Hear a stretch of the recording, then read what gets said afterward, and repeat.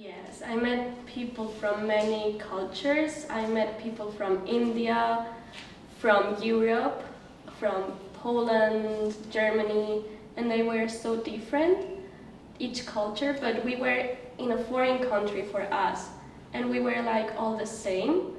So I saw like no borders, like countries had no borders for us because we were all in one, and we were in a foreign country. So each culture, yeah, they still were from that culture, but we were trying to understand the new culture for us, for each one of us was new. So I think that is what internationalism means to me now. I think identity is something that makes you feel like you are from one place, only one place.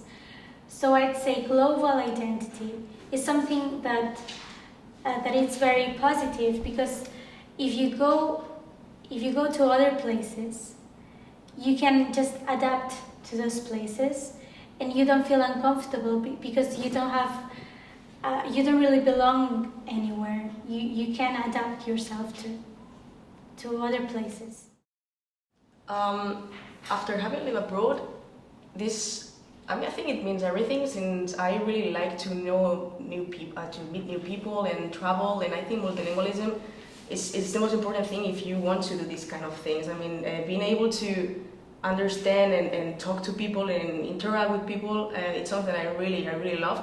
And for me, I realized before, I knew that it was important to know how to talk with other people and be able to communicate, but after the studying abroad, I realized that it's really important. I mean, I had a lot of French people, a lot of Italian people, English people, and it's important to know languages and communicate with them, and also it gives you a lot of opportunities I'm talking maybe in job or something. So for me, after this experience, I realized that this multilingualism is very important, and yeah, that's it.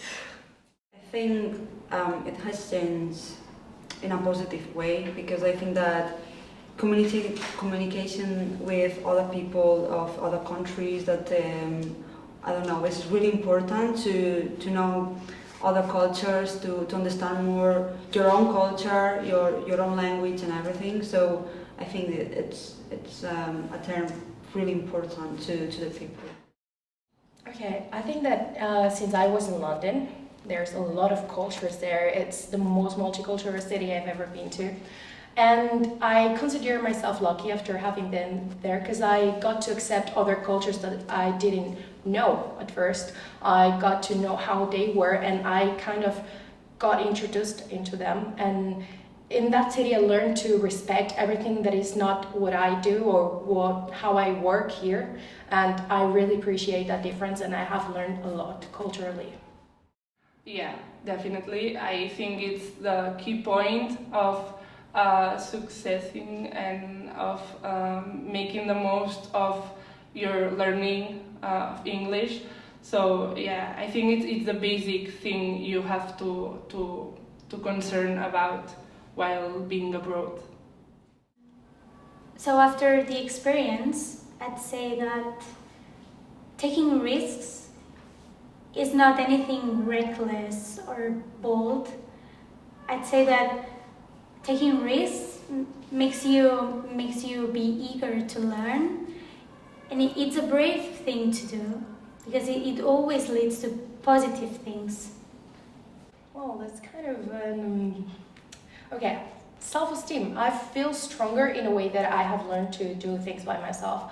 I have learned to be independent, and there was some times that I felt pretty low, because I didn't have anyone. I didn't have my parents. I didn't have my friends from here, and it was kind of lost. But then I got to learn new things, as I have said, and I think that's improved my self-esteem in English language, especially because now I'm more confident while speaking it, and yeah, definitely.